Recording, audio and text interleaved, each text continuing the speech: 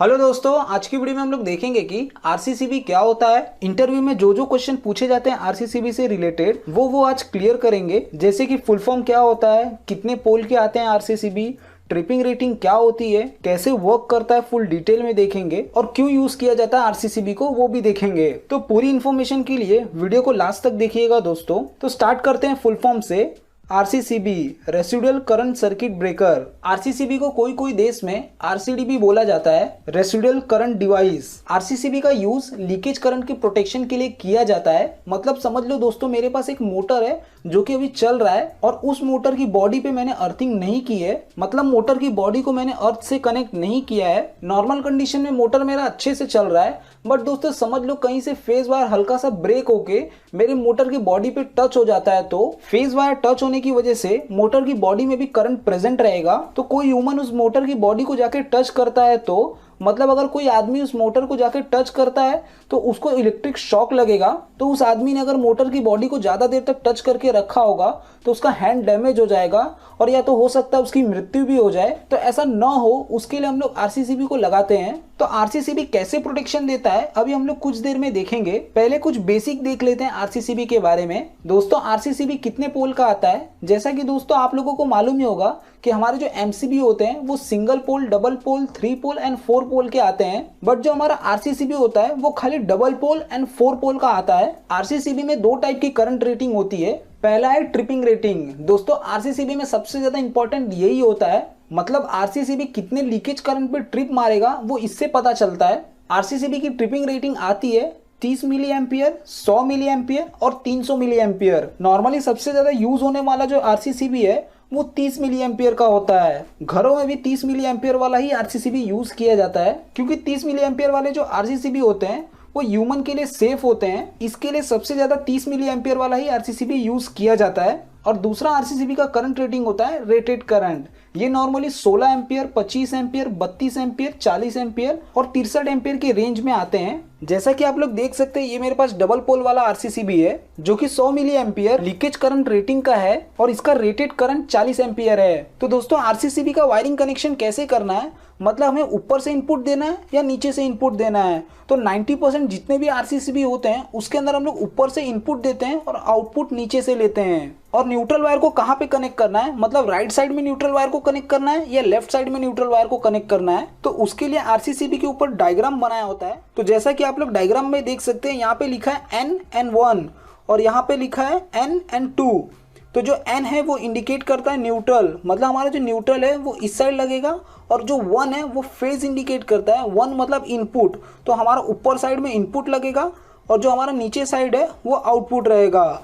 और जैसा कि आप लोग यहाँ पे देख सकते हैं यहाँ पे भी N बनाया हुआ है, तो ये N भी इंडिकेट करता है कि यहाँ पे अपने को न्यूट्रल लगाना है। दोस्तों नॉर्मली हमारे आरसीसीबी में ये जो हैंडल देख रहे हैं उसके साइड में ही न्यूट्रल का कनेक्शन किया जाता है। जैसा कि यहाँ पे ये हैंडल है और इसी के साइड में अपने को न्यूट्रल का कनेक्शन करना है। आप लोग यहाँ पे लिखा हुआ भी देख सकते हैं कि यहाँ पे N लिखा हुआ है। तो दोस्तों अब हम लोग आरसीसीबी का वर्किंग समझ लेते हैं कि आरसीसीबी लीकेज करंट पे कैसे ट्रिप मारता है। दोस्तों अगर आप लोगों को जानना है कि एमसीबी कैसे वर्क करता है और एमसीबी के अंदर क्या होता है, तो मैंने इसके ऊपर एक ऑलरेडी वीडियो बनाया हुआ है जिसका लिंक मैं डिस्क्रिप्शन में दे दूंगा, आप लोग इस वीडियो को भी देख सकते हो। एसी करंट को कैसे मेजर किया जाता है क्लैंपर मीटर से, इस वीडियो में मैंने बताया था कि तो जब लोड चलता है तो जितना फेज में से करंट जाता है वही करंट रिटर्न आता है न्यूट्रल में से। करंट को हम लोग बोल सकते हैं फ्लो ऑफ इलेक्ट्रॉन। तो दोस्तों इजी टू अंडरस्टैंडिंग के लिए, मतलब जितने इलेक्ट्रॉन फेज में से जाते हैं वही इलेक्ट्रॉन वापस आते हैं न्यूट्रल में से। आप लोगों को मैं आरसीसीबी का वर्किंग डायग्राम के थ्रू समझाता हूं। दोस्तों ये आरसीसीबी का इंटरनल डायग्राम है, ये अभी फुल्ली कंप्लीटेड नहीं है, इसके अंदर मैंने टेस्ट बटन का सर्किट नहीं बनाया है क्योंकि आप लोगों को इजी टू अंडरस्टैंड हो। उसको भी हम लोग बनाएंगे और देखेंगे वो कैसे होता है। पहले ये देख लेते हैं कि ट्रिप कैसे मारता है लीकेज करंट पे। तो दोस्तों जैसा कि मैंने आप लोग को बताया था कि फेज से जितना करंट एंटर होगा वो करंट यहाँ से होते हुए लोड पे आएगा और न्यूट्रल से सेम उतना ही करंट बाहर निकल जाएगा। इसको और आसान भाषा में समझते हैं तो हमारा जो करंट फ्लो होता है मतलब वो इलेक्ट्रॉन फ्लो होता है। तो समझ लीजिए कि 100 इलेक्ट्रॉन फ्लो हो रहे हैं, तो हमारे जो 100 इलेक्ट्रॉन है वो यहाँ से एंटर होंगे, वही 100 इलेक्ट्रॉन यहाँ से भी होते हुए जाएंगे और यहाँ से होते हुए यहाँ पे जाएंगे और वो लोड के अंदर जाएंगे। लोड के अंदर जाने के बाद वो न्यूट्रल से रिटर्न होंगे, मतलब 100 इलेक्ट्रॉन यहाँ से एंटर हुए थे, वही 100 इलेक्ट्रॉन यहाँ से होते हुए यहाँ से बाहर निकल जाएंगे। मतलब 100 इलेक्ट्रॉन आएंगे और 100 इलेक्ट्रॉन बाहर भी निकलेंगे। दोस्तों आरसीसीबी के अंदर एक कोर होता है जिसके ऊपर हमारा प्राइमरी कॉइल होती है और उसी के ऊपर सेकेंडरी कॉइल होती है और उसी के ऊपर सेंसिंग कॉइल होती है। तो इसका यूज क्या है, हमारी जो प्राइमरी कॉइल होती है, जैसे कि यहाँ से 100 इलेक्ट्रॉन गए तो वो कुछ मैग्नेटिक फ्लक्स जनरेट करेंगे, वही 100 इलेक्ट्रॉन रिटर्न आएंगे तो ये कुछ मैग्नेटिक फ्लक्स जनरेट करेंगे।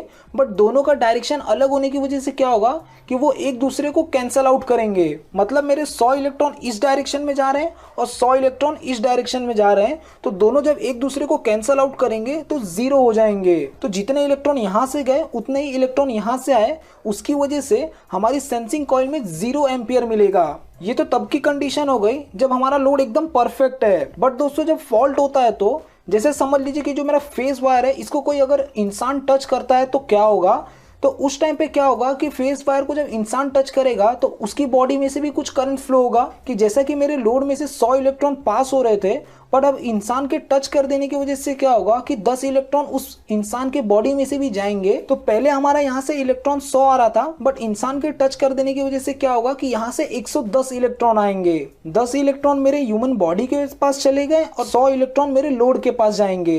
तो यहाँ से रिटर्न जाते वक्त यहाँ से 100 इलेक्ट्रॉन जाएंगे, 10 इलेक्ट्रॉन तो मेरे ह्यूमन बॉडी के पास चले गए। मतलब आने के टाइम पे 110 इलेक्ट्रॉन आए थे, बट जाने के टाइम पे 100 इलेक्ट्रॉन जा रहे हैं। तो इस कंडीशन में होगा क्या कि हमारी जो सेंसिंग कॉइल है उसके अंदर से ये जो 10 इलेक्ट्रॉन का फर्क है उसकी वजह से क्या होगा कि हमारा रिले जो है वो एक्टिवेट होगा। मतलब क्या होगा दोस्तों, समझ लीजिए मेरा जो लोड है वो 1 एम्पियर करंट कंज्यूम कर रहा है।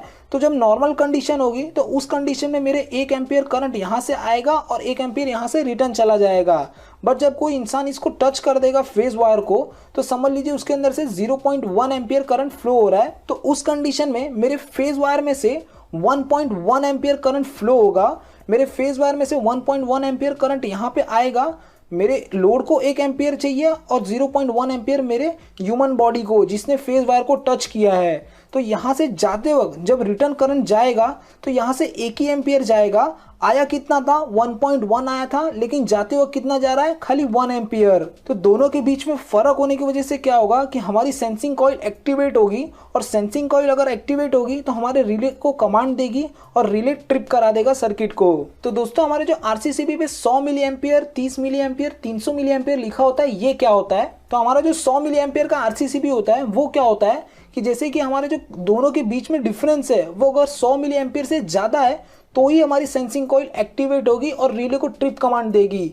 अगर 100 मिली एम्पियर से कम का करंट कम आया है तो हमारा सेंसिंग कॉइल एक्टिवेट नहीं होगा और हमारा आरसीसीबी ट्रिप नहीं होगा। सेम केस 30 मिली एम्पियर में भी होता है कि दोनों के बीच में अगर 30 मिली एम्पियर से ज़्यादा का डिफरेंस है तो ही ट्रिप कमांड सेंड होगा, अगर उससे कम है तो ट्रिप नहीं होगा। ये चीज़ मैं आप लोगों को प्रैक्टिकली करके दिखाता हूँ। तो दोस्तों मैंने आरसीसीबी में फेस वायर को कनेक्ट कर दिया है और साथ में न्यूट्रल वायर को भी कनेक्ट कर दिया है। अब मैं आरसीसीबी को ऑन कर लेता हूँ।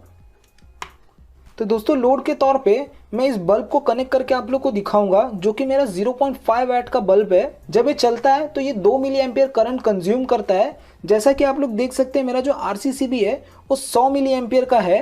तो इस बल्ब को हम लोग आउटपुट में कनेक्ट करके देख लेते हैं। जैसा कि आप लोग देख सकते हैं मैंने बल्ब को कनेक्ट कर दिया, वो नॉर्मली चल रहा है। बट दोस्तों मैं बाईपास करूं अगर, तो मतलब न्यूट्रल को यहाँ से कनेक्ट कर दूं और फेस को यहाँ से कनेक्ट करूं तो क्या होगा। तो जैसा कि मैंने न्यूट्रल को यहाँ पे कनेक्ट कर दिया और फेस को यहाँ से कनेक्ट किया है, तो भी देख रहे हो मेरा लोड चल रहा है और मेरा ट्रिप नहीं हुआ आरसीसीबी।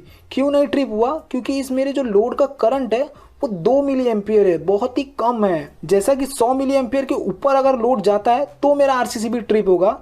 इसके लिए मैं क्या करता हूँ कि एक 100 वाट का बल्ब लगा के दिखाता हूँ जिसका करंट रेटिंग होता है 400 मिली एम्पियर। तो ये ट्रिप होगा ही। तो हम लोग एक्सपेरिमेंट करके देख लेते हैं। तो दोस्तों मैंने 100 वाट के बल्ब को लगा दिया है। तो पहले नॉर्मली हम लोग आउटपुट में कनेक्ट करके देख लेते हैं। तो जैसा कि आप लोग देख सकते हैं कि मैंने नॉर्मली कनेक्ट किया, मेरा बल्ब जल रहा है और मेरा आरसीसीबी ट्रिप नहीं हुआ क्योंकि नॉर्मल कंडीशन है। बट दोस्तों अब हम लोग बाईपास करके देखते हैं। तो बाईपास की कंडीशन में करूँगा क्या कि मैं न्यूट्रल वायर को यहाँ से दूंगा और फेस को यहाँ से दूंगा, तो ये मेरा बाईपास हो जाएगा। तो जैसा कि आप लोग देख सकते हैं कि मेरे टच करते ही आरसीसीबी ट्रिप मार गया, मतलब मेरे लोड ऑन होने से पहले ही मेरा आरसीसीबी ट्रिप मार गया। तो समझ सकते हैं कितना फास्ट है ये। मतलब जैसे ही कोई इंसान फेज वायर को टच करता है वैसे ये तुरंत ट्रिप मार जाएगा। हालांकि ये 100 मिली एम्पियर का आरसीसीबी है, बट घरों में जो आरसीसीबी यूज किया जाता है वो 30 मिली एम्पियर का होता है। एक बार मैं वापस आप लोगों को बाईपास करके दिखा देता हूँ। तो जैसा कि मैंने यहाँ पे आरसीसीबी को ऑन कर दिया है, मैं न्यूट्रल में यहाँ से दे रहा हूँ, लेकिन फेस को मैं बाईपास कर रहा हूँ। तो जैसे ही मैं टच करूँगा वैसे ही आरसीसीबी मेरा ट्रिप मार जाएगा। जैसा कि आप लोग देख सकते हैं मेरे टच करते ही तुरंत आरसीसीबी ट्रिप मार गया। तो मेरे बाईपास करने की वजह से क्यों ट्रिप मार गया, मैंने बाईपास किया क्या था, फेज वायर को बाईपास किया था। तो जैसे कि मेरा ये 400 मिली एम्पियर का है, तो 400 मिली एम्पियर मेरे फेज वायर से आया और न्यूट्रल में आरसीसीबी के अंदर से होते हुए गया। तो आरसीसीबी के अंदर 400 मिली एम्पियर तो आया नहीं था, लेकिन जाते वक्त 400 मिली एम्पियर आ रहा है। तो हमारी जो सेंसिंग कॉइल होती है वो उस टाइम पे एक्टिवेट हो जाती है और ट्रिप कमांड दे देती है हमारे रिले को। तो दोस्तों ये तो बात है कि हमारा आरसीसीबी कैसे ट्रिप मारता है। तो कहीं भी अगर लीकेज करंट होगा तो हमारा आरसीसीबी ट्रिप मार जाएगा और ह्यूमन को प्रोटेक्ट करेगा। अब हम लोग देख लेते हैं कि टेस्ट बटन क्यों होता है। दोस्तों टेस्ट बटन जो होता है उसको महीने में एक बार तो दबा के देखना ही चाहिए कि हमारा आरसीसीबी प्रॉपर वर्क कर रहा है कि नहीं कर रहा। तो दोस्तों मैं आप लोगों को प्रैक्टिकली करके दिखा देता हूँ कि टेस्ट बटन क्यों यूज किया जाता है। जैसा कि मैंने आरसीसीबी को ऑन कर दिया है, तो अब मैं टेस्ट बटन को दबाऊंगा तो मेरा आरसीसीबी ट्रिप मार देगा। क्यों ट्रिप मारता है वो मैं अभी आप लोग को डायग्राम के थ्रू समझाऊंगा। पहले हम लोग प्रैक्टिकली देख लेते हैं। जैसा कि आप लोगों ने देखा कि जैसे ही मैंने टेस्ट बटन को दबाया ये ट्रिप मार गया। तो हम लोग इसको डायग्राम के थ्रू समझ लेते हैं। दोस्तों मैंने टेस्ट बटन का सर्किट कंप्लीट कर दिया है। जैसा कि आप लोग देख सकते हैं मैंने यहाँ पे रजिस्टर यूज किया है और हमारी ये जो टेस्ट बटन है इसका कनेक्शन कैसा होता है कि हमारे फेज वायर से निकल करके ये आता है न्यूट्रल पे। बट दोस्तों इसमें जानने वाली बात ये है कि हमारा जो फेज वायर है वो आफ्टर कॉइल होता है और कॉइल से निकलने के बाद ये कॉइल के पहले न्यूट्रल पे आके कनेक्ट होता है। मतलब इसका करंट का फ्लो कैसा होगा, यहाँ से करंट आएगा फेज वायर से होते हुए, यहाँ से होते हुए यहाँ पे चला जाएगा। मतलब ये बाईपास कर रहा है सर्किट को। नॉर्मल लोड में क्या होता है कि हमारा करंट ऐसे आता है, यहाँ से होते हुए इस न्यूट्रल के थ्रू होते जाता है। बट इस कंडीशन में क्या होगा कि हमारा जो करंट है वो यहाँ से होते हुए यहाँ पे जाएगा। यहाँ पे करंट आएगा ही नहीं, यहाँ से आएगा बट यहाँ पे नहीं आएगा। तो जैसे मैं टेस्ट बटन को दबाऊंगा हमारा सर्किट कंप्लीट होगा। तो हमारा जो रजिस्टर है वो नियर 100 मिली एम्पियर के आसपास का करंट कंज्यूम करेगा।